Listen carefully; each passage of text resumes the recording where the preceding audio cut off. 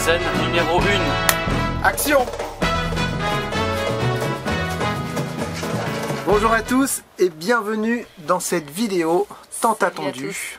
Une petite vidéo face cam. Alors on avait 3 vidéos à vous faire. La première a été tournée, la deuxième devait être les futurs projets, mais on n'est pas encore bien calé. La troisième vidéo devait porter sur nous un peu plus personnellement. Ça fait très longtemps qu'on a de nombreuses questions à notre sujet.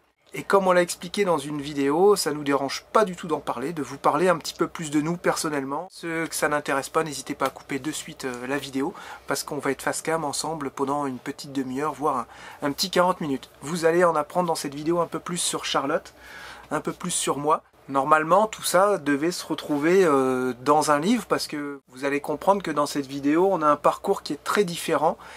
Mais ça ne nous a pas empêché de nous retrouver avec Charlotte et de vivre de merveilleuses années après. Ça fait bientôt 5 ans qu'on est censé écrire ce livre. Peut-être qu'il sera écrit un jour, allez savoir, mais on n'a pas du tout le temps. On ne sait pas comment faire et voilà. Ouais, c'est ça, c'est surtout par où commencer. Et par où commencer et vraiment pas le temps. On va vous parler un petit peu de nous. Et sûrement, il y en a d'entre vous, ils vont se retrouver même sûr. dans leur enfance. Alors, est-ce que suivant les enfances que nous avons, cela forge notre personnalité ? Moi je pense, moi aussi je pense. Que c'est possible que ça nous forge pour les futures années d'adultes qui arrivent derrière, quoi. Voilà. Donc alors si on pouvait résumer ça comme sur la vignette de la vidéo, Charlotte, l'enfant modèle, Jérémy, l'enfant survolté. C'est un peu ça je pense. Raconte-nous un petit peu ton enfance, de tout petite jusqu'à 10 ans, on va dire. Est-ce que tu arrives à t'en souvenir? Ouais, voilà, c'est vraiment des souvenirs parce que là ça remonte très loin. Bien entendu, tout ce qu'on va partager, c'est notre enfance. À aucun moment, on va critiquer la façon de nos parents qui nous ont élevés, voilà, ou quoi que ce soit. Voilà, il n'y a aucun jugement là-dessus. C'est vraiment, on raconte notre enfance. Notre vécu, en fait, ce qu'on a vécu personnel, avec nos parents. Personnel. Voilà. Moi, je peux commencer le fait que je suis issue d'une famille avec des parents divorcés. Okay. Mon père est parti, j'avais 5 ans, à peu près 5 ans et demi. Donc, je me suis retrouvée toute seule avec ma mère et mes 2 sœurs, 2 grandes sœurs, jusqu'à temps que j'aille au collège. C'est quoi tes années quand tu étais petite là? Tu faisais des trucs de dingue? Tu as eu une enfance plus ou moins, comment dire, pas plate, mais comment on dit? Si, j'ai eu une enfance quand même assez plate, hein, parce que ma mère travaillait beaucoup. Mais c'était pas une enfance malheureuse? Non, pas du tout. J'ai pas du tout été malheureuse. J'ai toujours eu tout ce que je voulais. Que ça soit pour les Noëls ou anniversaires, ou quand je demandais quelque chose, j'ai toujours été la petite pourri gâtée, j'ai envie de dire. J'ai toujours eu tout ce que je voulais. Après, j'avais pas conscience de l'argent. Quand on est petit, on n'a pas beaucoup cette notion-là. Vous étiez une famille aisée ou une famille plutôt... Non, on était une famille... de type moyen, quoi, si on peut dire ça comme ça. Même moins que moyen, parce que ma mère, elle galérait... C'était pas facile. Non, c'était vraiment pas facile. On habitait dans un appartement. T'aurais aimé avoir une vie un peu plus piquante, palpitante, ton enfance? Ce que je me souviens, on partait quasiment jamais en vacances. Jusqu'à temps que mes sœurs, elles partent, qu'elles prennent leurs envols avec leur chéri et tout, là. Mais on partait pas souvent en vacances. Quand je me suis retrouvée seule avec ma mère, là on commençait à partir un petit peu chez les cousins cousines. Donc on n'avait pas de logement à payer, on avait juste la nourriture, l'essence à payer, donc ça restait correct. Mais non, on partait pas souvent en vacances.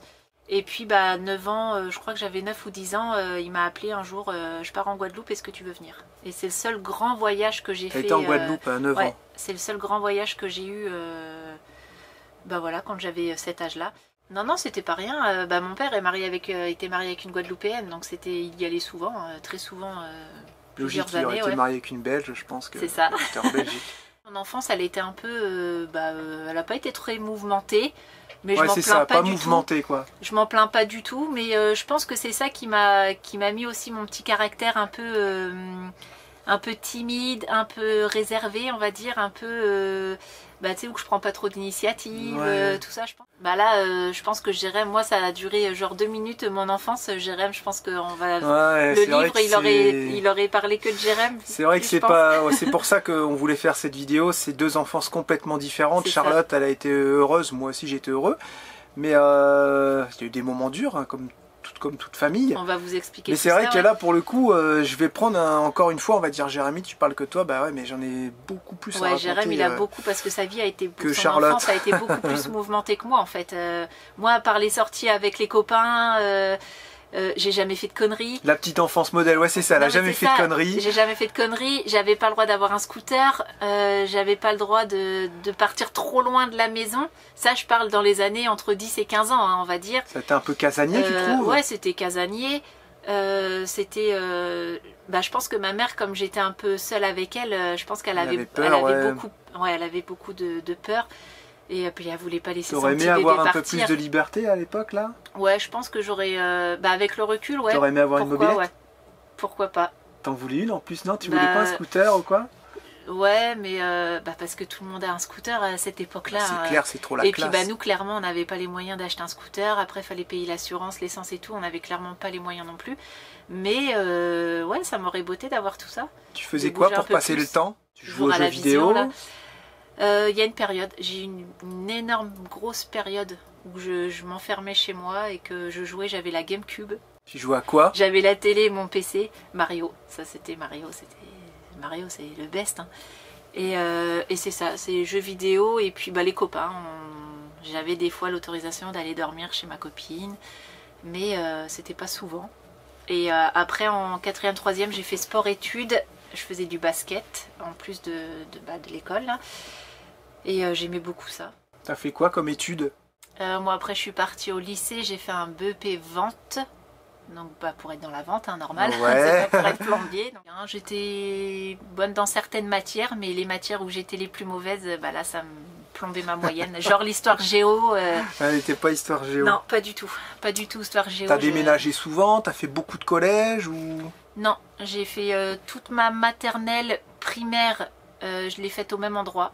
Dans le même logement. Et puis après on a déménagé, ma mère s'est fait muter sur, j'étais en Normandie et ma mère s'est fait muter sur le Mans parce qu'elle c'est sa ville d'origine de base. Et on a déménagé, je suis arrivée en 6e. J'ai dû faire un mois ou deux de CM2. Ouais, donc en gros tu as fait toute ta primaire dans la même école dans la et même école avec tout le reste, collège et tout dans une autre école. Et après je suis arrivée en 6e. Deux écoles quoi on va dire. Avec le même...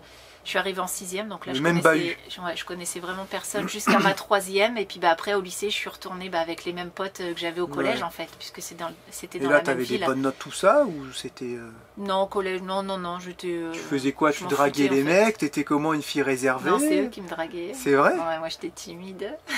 Tu te faisais souvent draguer? Ouais, vraiment. Non, c'est vrai, je veux pas dire le contraire. Puis j'étais gentille quoi, j'étais bien entourée, j'avais plein de copines et tout. T'étais coquette? Non. Au collège j'étais quoi, style garçon manqué? Ouais. Au collège j'étais beaucoup garçon manqué, je m'habillais en jogging, j'avais les cheveux plaqués, j'avais les grands cheveux et du coup j'avais toujours les cheveux plaqués, je me maquillais pas. De toute façon au collège c'était pas l'époque où c'était le maquillage là, moi en 4e, 3e, en 4e, 3e un peu plus, on commençait à s'habiller un peu plus coquette, comme c'était pour la vente. Peut-être. Ça c'était plus au lycée là, non au lycée j'étais totalement une personne différente là. Ah ouais, t'étais comment?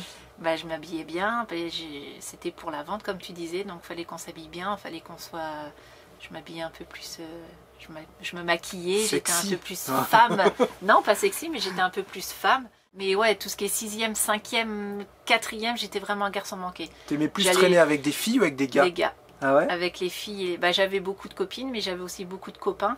Et on allait faire du foot, le basket. Ouais, vraiment les petits garçons manqués. Ouais, j'étais en jogging, je m'habillais en basket jogging. T'aimais bien partir à la pêche aussi, je me souviens, tu disais? Ouais. Ça, c'est quand je partais chez mon père. Charlotte qui faisait beaucoup de pêche avec son père, même en mer. Ouais, on allait à la pêche, on allait aux escargots, on allait aux champignons, on allait cueillir les pissenlits pour ses lapins. On allait. J'ai fait et là, t'avais pas le mal de mer? Je me souviens pas. C'est dingue. Je me souviens pas. Par contre, quand je suis partie en Guadeloupe, mal de l'air. Ouais, l'avion, je me souviens, j'ai vomi tous les vols que j'ai fait, j'étais malade. Et ta peur pour les chats, elle est arrivée quand? Ta phobie des chats? Je sais pas. Parce que t'avais des chats? Ouais, mais ça, j'étais ultra petite là. Je crois que mes parents, ils étaient encore ensemble, donc c'est pour te dire. Charlotte a développé une phobie pour les chats, mais sans aucune raison. Elle n'a jamais eu de traumatisme avec un chat. Après, c'est sa petite particularité. J'étais avec toi, j'avais déjà peur des chats. Ouais, t'avais déjà peur des chats. Je sais pas quand est-ce que c'est arrivé, j'en ai aucune idée. Donc c'est vrai, tu dis en début de vidéo une enfance un peu plate, mais là vu tout ce que tu me dis, les petites balades en bateau, les champignons, ce que tu as fait avec ta mère, après tu es parti en Guadeloupe et tout, au final c'était pas si plat que ça, mais c'était une enfance... elle n'a pas été si mouvementée que ça, mais je trouve qu'elle était assez heureuse. Quoi, ouais, j'étais pas du tout malheureuse. Ma mère, dis, elle a toujours été là pour moi. J'ai beaucoup été présente aussi pour ma mère. Comme j'avais peur de la laisser des fois toute seule, même quand j'étais ado, là, je restais avec elle, on faisait des jeux de société, le Yahtzee entre guillemets. On jouait beaucoup, on regardait des films ensemble, mais on sortait pas beaucoup. Je veux dire, j'allais avec elle faire les courses, on s'aidait mutuellement en fait, puisqu'on était que toutes les deux. Ça, c'est de toute petite à 18-19 ans, ouais, quoi. c'est ça, jusqu'à temps que je rencontre Et après, là, tout a été chamboulé dans sa vie. Ouais, mais ça, on en parlera tout à l'heure. Ouais. Et toi, alors, du coup, parce que toi, je connais aussi ton histoire, hein, ça a été très mouvementé. Déjà petit. Ouais, on se rejoint avec Charlotte. Pour le coup, on a pas mal de points communs aussi, au final. Hein. On a des parents divorcés. Moi, j'ai mes parents qui ont divorcé, je devais avoir, je sais pas, 3-4 ans. Ah ouais, pareil. Donc, aucun souvenir vraiment de mon père quand j'étais tout petit. Zéro souvenir. Les seuls souvenirs que j'ai, c'est mon beau-père. Cette enfance-là, elle n'a pas été malheureuse, mais elle n'a pas été heureuse non plus. Il y a eu beaucoup, je pense, de traumatisme dans cette enfance. On avait aussi tout ce qu'on voulait. On était une famille plutôt, pas moyenne, mais pas aisée non plus, entre les deux. C'est vrai qu'on a toujours eu tout ce qu'on voulait, les derniers joggings, et ma mère faisait tout ce qu'elle pouvait pour nous rendre heureux. Donc de ce côté-là, il n'y avait pas grand-chose à dire, mais il y a eu vraiment un gros problème avec cette personne-là, qui était mon beau-père. C'est que, je sais pas, peut-être il avait un problème ou j'en sais rien. Quand ma mère n'était pas là, lui, en fait, je sais pas, il devait pas nous aimer, mais il avait des mots très très durs envers nous. Mais de tout petit, hein, déjà, je me souviens très bien de 5 ans, de 5 ans jusqu'à 14-15 ans, il nous disait des phrases assez méchantes, assez horribles, comme quoi il voulait nous voir crever. Je me rappelle les petits mots quand il me regardait comme ça, il disait « je vais démolir la gueule ». Tous des mots comme ça, vraiment très durs, j'attends qu'une chose, c'est que tu crèves, t'es qu'une ordure. T'as pas de père, de toute façon ton père il veut pas te voir, enfin voilà, ça a été notre quotidien pendant environ 10 ans, avec de temps en temps des branlées, voilà, j'essaie de résumer vraiment vite fait, mais ces moments-là étaient vraiment très très durs pour nous et ça a été vraiment des gros traumatismes. Ouais, tu dis nous, mais c'est toi et tes deux frères. Nous et les frangins, voilà, moi j'ai des frangins. Et donc ça a été une enfance qui n'était pas facile, ça a été très très douloureux au plus on grandissait, au plus c'était dur, parce qu'au plus ils nous en mettaient plein la gueule. Donc on n'a pas non plus, je dis pas on a été battus, mais quand vraiment ils s'énervaient, ils pouvaient nous foutre sur la gueule, quoi. Ça a été surtout des blessures morales, on va dire, parce que tous les jours, quand t'es petit, entendre dire que tout ce qu'il attend qu'une chose, c'est que tu crèves, que quand ma mère sera pas là, il va nous démolir la gueule, et tout ça c'était bien entendu en dehors de ma mère. On ne savait pas tout ça. Donc ça a été une enfance assez mouvementée, et dans cette enfance aussi on a dû déménager, on déménageait quasiment tous les ans. Donc c'est vrai que c'était assez instable de ce côté-là. J'ai rarement réussi à me faire des amis parce que j'arrivais en plus en cours d'année dans les écoles ou dans les collèges. Donc moi je peux vous dresser une liste de toutes les écoles primaires que j'ai faites, de tous les collèges. Ça a été assez compliqué de ce côté-là. Notre enfance a été rythmée par toutes ces petites phrases qui étaient vraiment très très dures, très très méchantes. Mais on a réussi à s'en sortir. Au final, on était avec les frangins, on était une bonne fratrie à l'époque, et puis on se serrait les coudes, et puis on vivait notre vie. De toute façon, il fallait bien être heureux. On a eu une enfance de ce côté-là assez heureuse. On a fait pas mal de conneries, beaucoup de conneries avec les copains. Est-ce que tu penses que c'est suite à ton beau-père que vous avez été...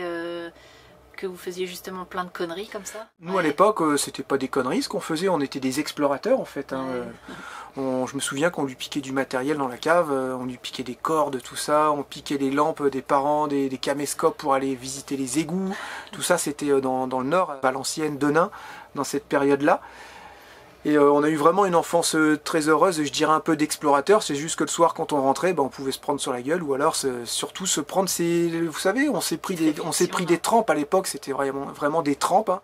On a connu ça. Moi j'ai pas connu ça. Mais à côté de ça, la journée on rigolait tellement avec les amis que voilà, c'était rythmé, ton enfance c'était comme ça, de toute façon t'es habitué comme ça, donc voilà, tu sais que le soir potentiellement tu vas te faire insulter, tu vas te faire traiter, puis après tu vas coucher, puis le lendemain c'est une nouvelle journée. Donc on a appris à vivre avec ça, mais avec les copains on avait vraiment une enfance qui était assez heureuse. On a fait beaucoup de conneries. Et en entendant tous les jours, vraiment tous les jours, ton père il veut pas te voir, il en a rien à foutre de ta gueule, voilà, je dis des gros mots mais c'est les mots pour mots, hein. Donc bah, tout petit déjà tu te fais une raison, tu dis c'est vrai qu'il a raison, j'ai pas de nouvelles de mon vrai père, je sais pas où il est, voilà, j'ai eu des nouvelles quand j'étais tout petit, on a été chez lui de temps en temps le week-end, mais depuis ce temps-là, mais ça n'a pas duré longtemps, c'est vrai qu'on n'a plus de nouvelles, donc le beau-père il a raison, le père il en a rien à foutre de nous, quoi, tout simplement. Et jusqu'à un beau jour, donc ça je sais plus vraiment c'est quel âge, entre 11 et 12 ans, bref je sais plus trop. Et un beau jour mon père m'appelle pour prendre des nouvelles, et puis bah là c'est vrai que moi j'étais tout content, j'ai dit tu vois mon beau-père, t'as tort, je lui disais t'as tort parce que mon père il est là, même qu'il veut me voir, même qu'il m'appelle et tout, donc voilà ça a duré plusieurs semaines, des discussions comme ça au téléphone avec mon père, moi tout content, j'ai trop génial. Et un beau jour il nous invite à aller en vacances chez lui. Et là, premier soir, bah voilà, en fait mon père c'était tout simplement une saloperie. Et premier soir, bah, il m'a fait des saloperies, voilà, tout simplement. Je ne veux pas rentrer dans les détails, on ne va pas rentrer dans les détails, mais c'est vraiment pour que vous puissiez comprendre. Donc bah moi, imaginez ça, j'ai vécu pendant 10 ans avec mon beau-père qui m'a dit ton père il en a un fou de ta gueule, et le jour où je l'ai vu, lui m'a fait des choses qu'on ne fait pas à ses enfants. Vous voyez ce que je veux dire? Donc bah, moi dans ma tête, là, j'avais à cet âge-là, j'ai commencé, ça n'a pas duré longtemps, hein, je suis vite reparti de chez mon père, j'ai appelé ma mère, je dis je veux rentrer, il s'est passé des choses. On savait que cette partie de vidéo allait pas être facile à faire. Mais voilà, ça fait partie du truc et il faut en parler. Moi j'ai aucun mal à en parler, c'est tout simplement une partie de mon enfance, il ne faut pas se cacher de ce qui s'est passé. Bien entendu, tu ne vas pas rentrer dans les détails. Hein. Mais ça reste toujours un sujet sensible à chaque fois. C'est un sujet sensible et vous allez voir pourquoi en plus après. Donc voilà, dans ma petite tête d'enfant, il s'est passé tout ça et du coup, je rentre vite chez ma mère où il y avait encore le beau-père. Et puis là, moi, dans ma tête, sûrement ça arrive à des personnes aussi qui nous regardent. Je me suis renfermé sur moi-même. J'ai vraiment tout gardé en moi. J'en ai parlé à personne. Et là, je suis devenu un enfant. Je suis vraiment devenu là un enfant terrible parce que j'avais ce mal-être en moi que c'était impossible à sortir en fait, tout simplement. Donc j'ai extériorisé dans ce que je pouvais. Là, j'ai fait encore plus de conneries et là. Vraiment, ouais, grosse connerie, j'en avais plus rien à faire de tout, quoi. Moi, si j'ai envie de faire des conneries, je la faisais, j'en avais rien à faire, quoi. Voilà, tout simplement. Et jusqu'à un beau jour aussi, où ma mère décide de divorcer, parce qu'elle s'était rendue compte de tout ça avec les frangins, ça pouvait plus durer, tout simplement. Il y a une petite vengeance qu'on a eue par rapport à ce beau-père, c'est qu'au fur et à mesure qu'on grandissait, on devenait de plus en plus fort, et chacun des frangins, même moi, on a dit, si un jour, tu verras, quand on sera grand, tu te prendras une branlée. Parce qu'on va commencer à grandir. Et on lui disait, je me souviens qu'à 7-8 ans, je lui disais, tu verras quand je pourrai. Il dit, ouais, mais tu pourras jamais, tu seras mort avant, tout ça, que des saloperies comme ça qu'il nous disait. Sauf que on a grandi et à tour de rôle, chaque frangin, lui, il s'est pris une branlée. Et ça a fini aussi avec moi. Hein. À un moment donné où j'étais assez fort, je suis plus dans les 13-14 ans, tu sais, là, quand tu as plein d'énergie, et il s'en est pris une aussi, quoi. Voilà, il s'est pris une branlée par chacun des frangins. Puis après, ça s'est arrêté avec ma mère, voilà. Plus de nouvelles du tout de ce côté-là. Mais vous allez dire, t'as galéré dans ton enfance parce qu'avec ce beau-père, t'as eu beaucoup de soucis de jeunesse, beaucoup de traumatismes, c'est vrai. Mais à côté de ça, il nous a appris vachement de choses, et ça, je peux pas lui enlever. Il y a eu du bon dans tout ça. Il nous a appris vachement de choses, et c'était quelqu'un de très débrouillard, et on a appris, je pense, tous les frangins, mine de rien, à travers lui, à être débrouillard aussi, et à savoir s'en sortir, à bien réfléchir et tout, même si à côté de ça, c'était le pire des enfoirés. Voilà, ça nous a forgé 10 ans de notre vie, j'ai envie de dire, je sais plus c'est combien, 9-10 ans, ça nous a forgé quand même 10 ans de notre vie. Et à part ces agressions qui nous faisaient, vraiment, on peut dire dans le mental, mais ces agressions morales, je sais pas comment on appelle ça, il n'y a pas eu d'autre chose. Donc lui, c'était pas notre vrai père, ouais, mais ça, il a jamais fait ce que mon père a osé me faire. Vous voyez ce que je veux dire? Donc, vu tout ça, j'en voulais énormément à cette personne. J'en veux, je sais pas que je lui en veux plus, je m'en fous, pour moi ça reste un enfoiré, tu sais, on fait pas ça à des enfants. Comment tu peux essayer de trouver du réconfort dans ces deux situations? T'essaies de trouver un juste milieu, te dire, ouais, lui était pas pire, mais lui il a pas fait ci, et l'autre il a pas fait ça. Donc forcément, ce qui s'est passé aussi avec mon père, je l'ai gardé en moi.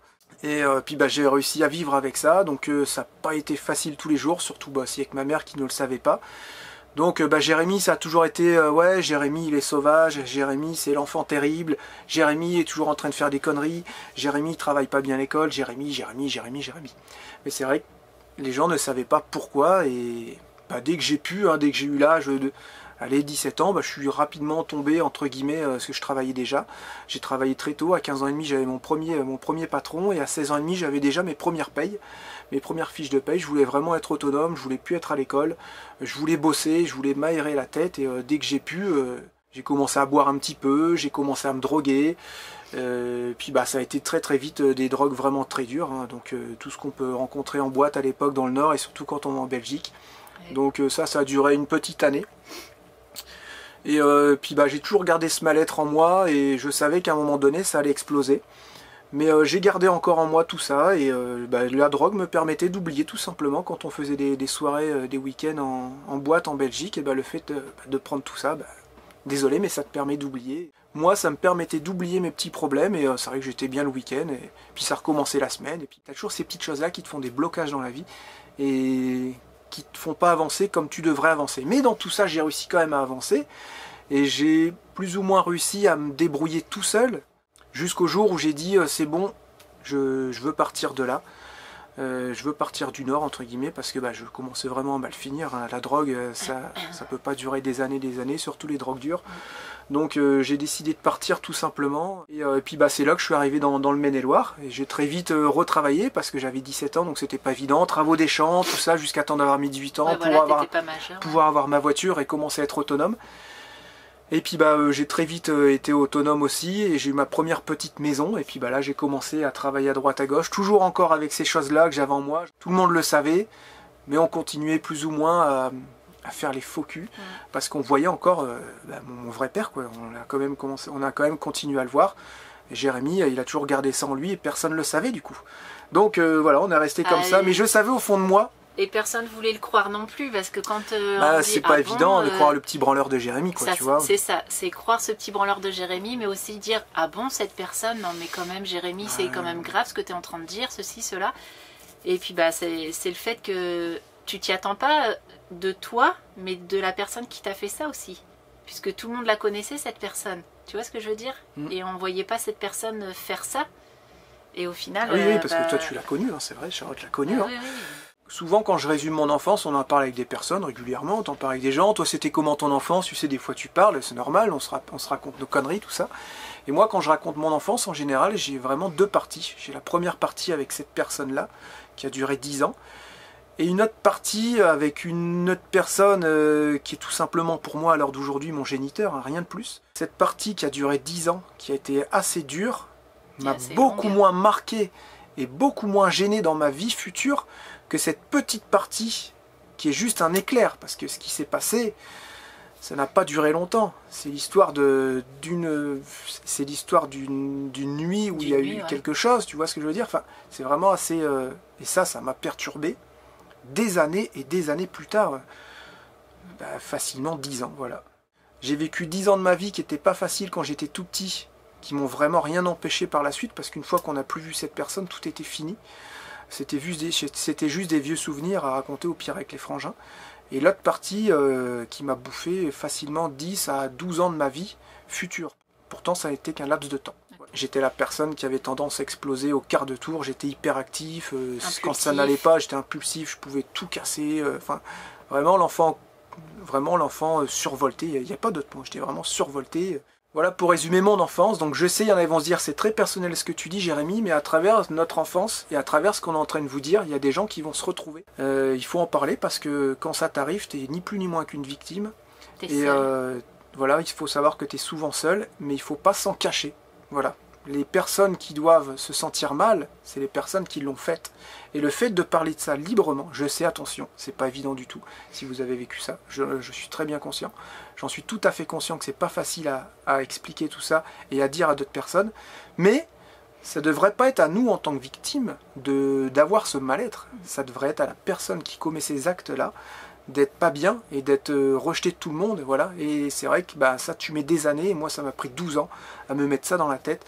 Voilà, moi je fais ma petite vie d'adulte, les copines, ceci, cela. Beaucoup de copines. Et on arrive dans on arrive dans la vingtaine d'années pour moi, 21 ans, je sais plus exactement. Et Charlotte, toi t'avais 19 ans, c'est ça? 18 ans tout juste. Voilà, ouais. 18 ans tout juste.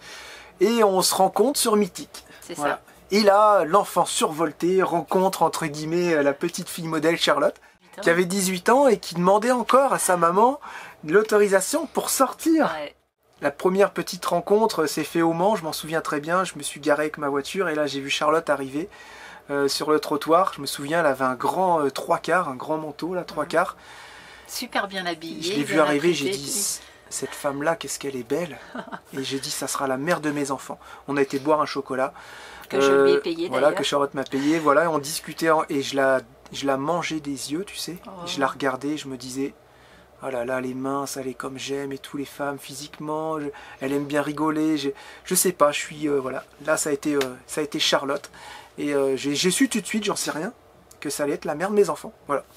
Comment vous expliquer ça? Ça, je l'ai découvert tout de suite. Et ça a très vite été dans sa vie.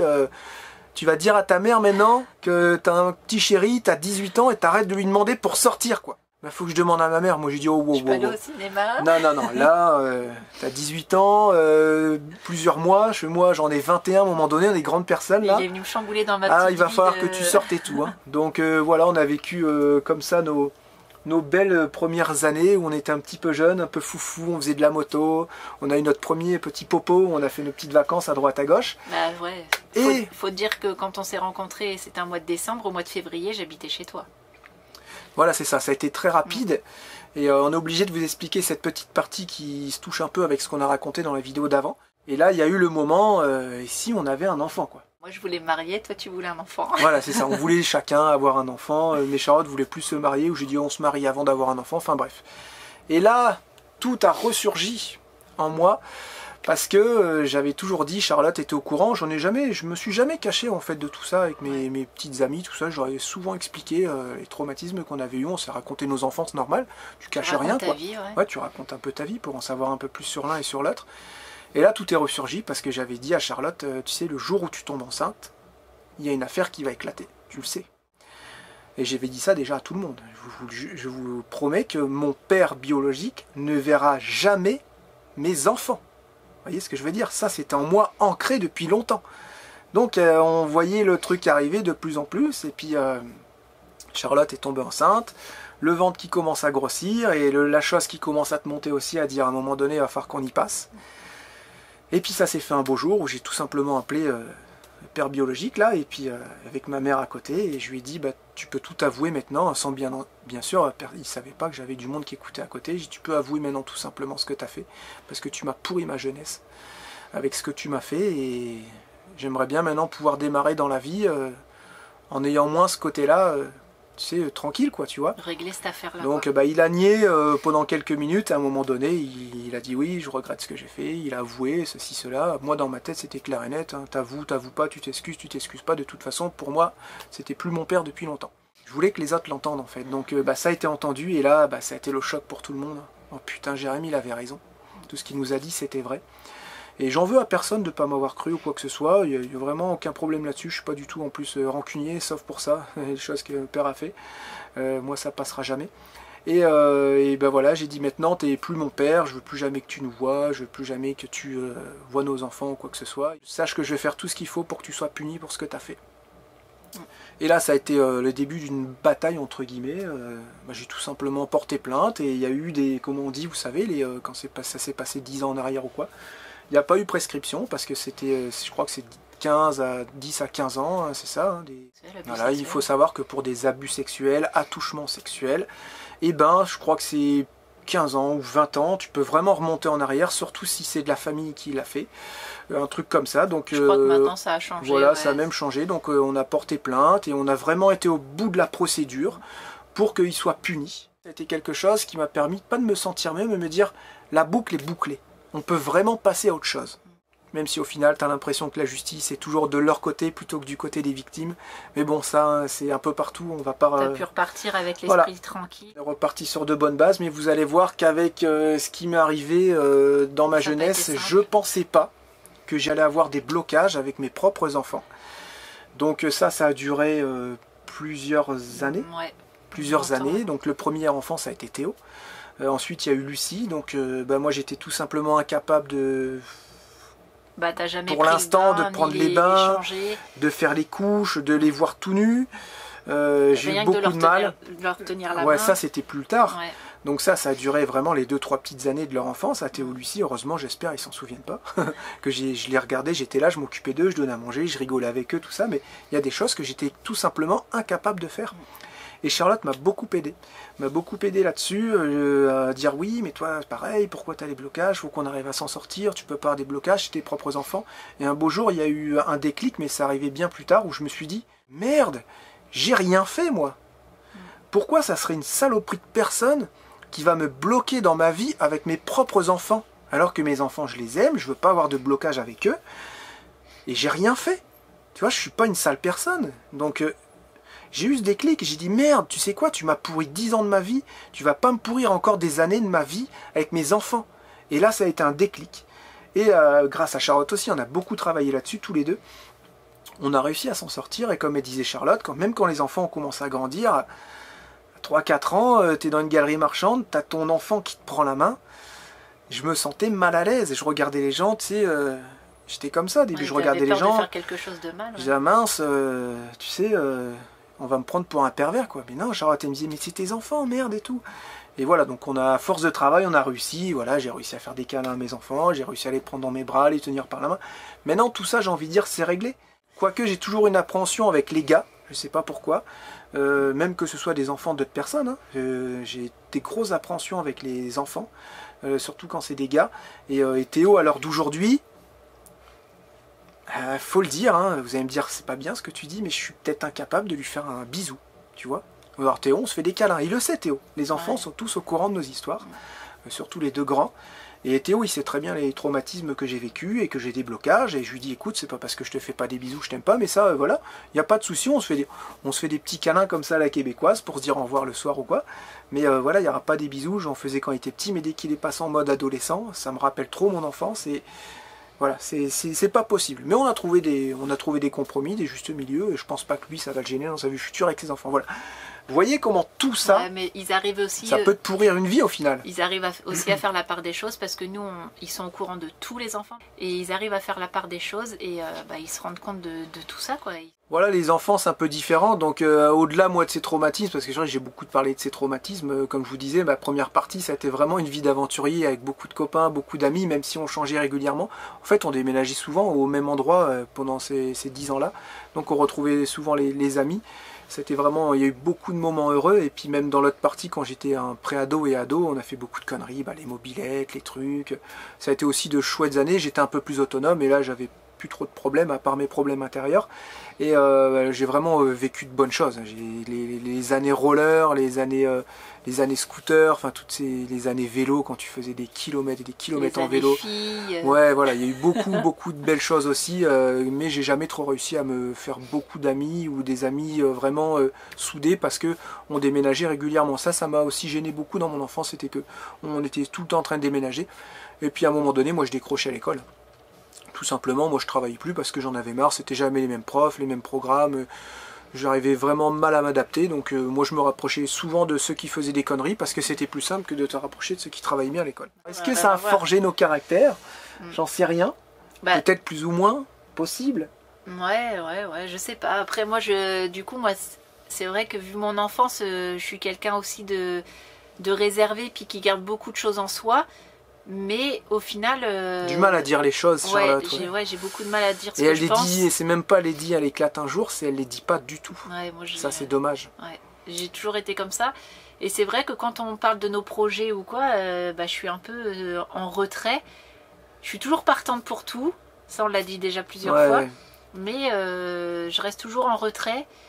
Et c'est vrai que les idées viennent toujours ou souvent de toi. Même si j'en apporte quelques fois, je suis pas non comme plus, tu dis, non, c'est les envies, je sais pas, moi c'est des fois je dis à Charlotte, c'est pas parce que tu as une enfance qui était calme que tu dois être calme, maintenant vis ta vie, prends des idées, des initiatives et tout. J'arrive pas. Alors que moi c'est tout le contraire, c'est vrai, c'est tout le contraire, 8000 idées à l'heure et tout, des fois c'est peut-être un peu fatigant pour Charlotte et les enfants, j'en sais rien, ils disent que non, allez savoir. T'as pas d'idée, donc quand t'as ton partenaire qui t'en propose, tu peux pas te permettre de lui dire non, j'ai pas envie. Je sais pas si tu vois ce que je veux dire. Tu sais que t'es avec quelqu'un. C'est quelque chose qui, non, mais t'es avec quelqu'un qui est plein de peps, qui est toujours qui est à 1000 à l'heure, et que toi t'es juste à 2 à l'heure, bah justement je pense que c'est notre équilibre et on n'a pas besoin de... Je sais pas, on a juste besoin de se regarder pour comprendre les choses et de... Je sais pas, c'est comme ça quoi, j'arrive pas à l'expliquer. Et à travers cette vidéo, on va répondre à beaucoup de questions que vous nous avez posées franchement depuis des années. Pourquoi Jérém, tu parles jamais de ton père, ceci, cela? Moi, c'est quelque chose que je peux parler avec n'importe quelle personne, un inconnu dans la rue qui va parler comme ça, il va me raconter son enfance. Moi, je vais lui raconter cette histoire, comme j'ai déjà raconté à beaucoup de personnes, parce que c'est pas un tabou, c'est mon histoire. Je raconte pas l'histoire des autres, j'ai le droit de raconter la mienne. Charlotte a le droit de raconter son histoire. Chacun fait ce qu'il veut et je trouve que le fait d'en parler, ça peut permettre aussi d'éviter certaines choses qui pourraient se passer pour d'autres personnes. Vous voyez ce que je veux dire? Et de bien dire aux gens à qui c'est arrivé, c'est possible de t'en sortir, parce que je sais que c'est quelque chose qui est très douloureux à l'intérieur de toi. Comme je vous ai dit, c'est quelque chose qui peut durer 20 minutes, 30 minutes dans une vie, mais qui peut te pourrir des années et des dizaines d'années de ta vie. Et encore, je me trouve chanceux avec ce qui m'est arrivé quand je vois le récit d'autres personnes où ils ont morflé des fois sur plusieurs années, où ça a été beaucoup plus grave. Ou qu'ils ont mis fin à leur vie. Voilà, qu'il y en a qui ont mis fin à leur vie parce que c'était encore plus grave et je pense que c'est l'une des pires choses où tu peux plus te reconstruire. Mais c'est possible. Mais peut-être aussi le fait... Et il faut pas que ce soit tabou. Peut-être le fait aussi que toi tu en parles, ça t'a aussi fait du bien de dire que bah, finalement c'est pas toi. Mais c'est pas moi, moi j'ai rien fait de mal, moi j'ai jamais fait de mal à personne. Peut-être que ça aussi inconsciemment ça te fait du bien d'en parler et de dire, tu vois, la preuve, on a parlé avec beaucoup de gens de cette histoire et la personne a dit, ouais, bah moi aussi, tu vois, voilà, ça m'est moi arrivé. aussi. Alors les moi aussi, ça c'est... Moi aussi ça m'est arrivé. C'est complètement fou, voilà. Les nombres de personnes à qui ça arrive aussi. Enfin c'est complètement dingue, j'espère qu'un jour ça s'arrêtera, mais quand je vois le monde comment il part... Donc moi, je pense pas quoi. Moi j'ai jamais eu vécu ça. C'est vrai que t'es à côté de tout ça toi, avec ton enfance à plus ou moins calme. Ouais, moi j'ai jamais eu ça. Je sais même pas si y a quelqu'un qui a levé la main sur moi. Tu t'es jamais pris une claque, ce que tu disais. Après j'étais une gentille petite fille.